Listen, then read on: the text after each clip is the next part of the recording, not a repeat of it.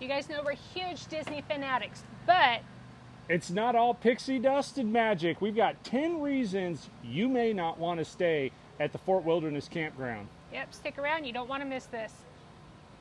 When we checked in, they gave us site 206. This is 14 feet wide, 40 feet long. How long is our fifth wheel? 40 feet long. And that's with our bikes on the back. This math don't work. Nope. This is a preferred site. I booked preferred to save a nickel. You know what that did? Cost me about an hour of my time because we weren't fitting here. We had to go up front and upgrade to a premium site. And what was that? It was about $35 extra. Just like Mickey, you want to make sure your stuff is booked right in advance because he'll shake you down right when you get here. So just know, if you have a big fifth wheel or a big Class A, something along those lines, you're probably just going to have to fork out the money for the highest level available. So don't try to save a nickel. You'll get stuck in a small spot. But the site we did get is 18 feet wide and 67 feet long. My point, you have to book the highest level, otherwise you're not going to fit. So 35 bucks more, we got our spot. But just know, if you're going to book here and you got a big trailer, skip it, go to the premium meadow, try to get in the 400s. Or 500 loops. Yep. Yeah. And at the end of this video, we'll link it. We've already done a walkthrough on that. I love decorations, but I tell you what, sometimes they make it hard for you to back in. As you see, we were told they're supposed to be 3 feet away from the curb. This may hinder you from being able to get into your site. If you're not super comfortable backing up, I wouldn't stay here. Some of these sites, I'm going to call it what it is. A lot of these sites are 90-degree back ends. You have a 90-degree angle on a 40-plus foot site, and on both sides, you have obstructions. On the one side, you have the trash bins. On the other, you either have a neighbor or an electrical box. So you have to be really comfortable with your trailer if you're going to stay at Fort Wilderness, because these roads are narrow and the sites are tight. Fort Wilderness is so huge that you're going to get tired of walking, especially if you're walking at the parks all day. You absolutely need a second mode of transportation. Your feet aren't going to get you what you need unless you're going to be willing to go a marathon, because going from the back of the campground to the transportation up front, round trip, is literally a couple miles. Us, we bring bicycles. If you don't have a bicycle, what option do you have? Golf carts, you could rent them. Yeah, and you know Mickey's going to shake you down. This is an extremely expensive add-on to get a cart added to your trip. But the downside of that, during certain holidays, golf cart rentals may be out. Yeah. So if you plan on coming to Fort Wilderness, you have to have a second mode of transportation. If you don't and you have limited mobility, I wouldn't come here. This thing is too big. So if you tried to save a few dollars like I did, guess where you're coming?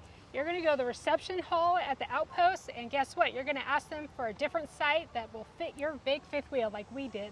Because you can't pick your own sites. That's frustrating.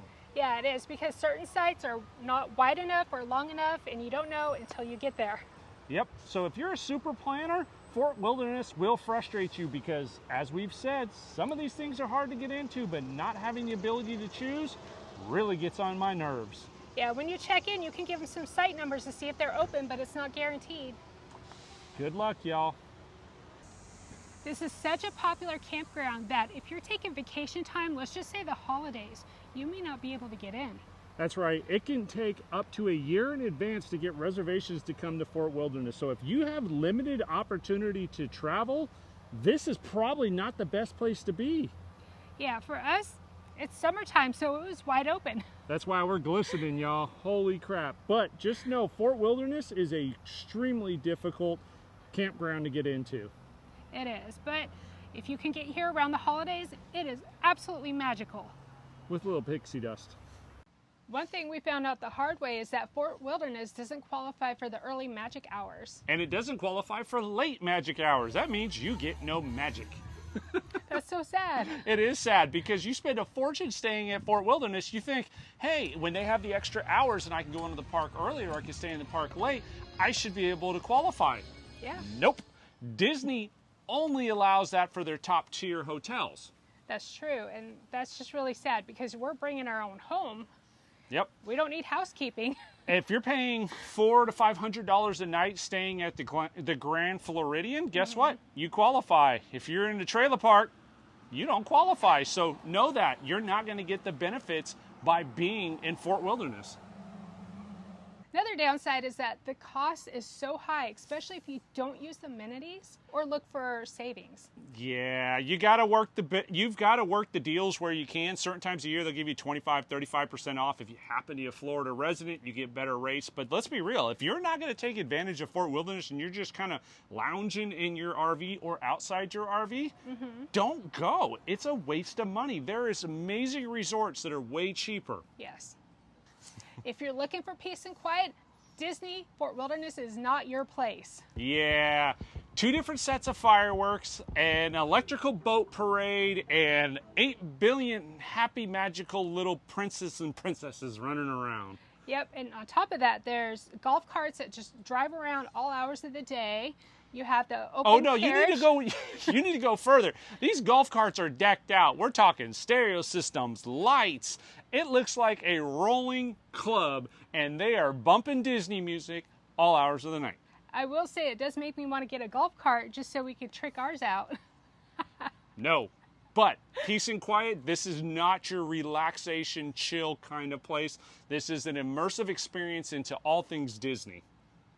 I agree. The next thing is great, but it can be a little annoying. Yeah, so the groundskeepers, they keep it clean all day long. Yes, so you will throughout the day hear Which is a leaf blower. or the hissing of a water hose because they are hosing everything down. Those are good things, right? You want a clean site, but you don't want the 3 sites to your left and the 3 sites to your right getting cleaned back to back to back, because now you're spending 2-3 hours of your day hearing leaf blowers and water hoses. Well, especially if you go back to your RV in the middle of the day and you want to take a power nap and then close the park. I mean, that's another thing to think of too. Right. It goes back to kind of like that peace and quiet. It's wonderful that they clean, but it's loud. Yeah. All right, this one's pretty obvious. Yeah, if you're not a Disney fan, you probably shouldn't go. Yeah, because it is all about Disney, fully immersed. Everything about it is themed to Disney. Don't get me wrong, it's still a beautiful park, and you don't have to actually go to the theme parks. But don't spend the money for this resort if you're not a fan of Disney, because Sun has a bunch of RV resorts. Margaritaville's got RV resorts. There's so many other options that are actually cheaper. So if you don't love Disney, don't go. So what is your guys' thoughts? Have you been to Fort Wilderness? Are you thinking about going to Fort Wilderness? Are we wrong? Yeah. Are these things 10 bad takeaways that really make Fort Wilderness not that bearable for some people?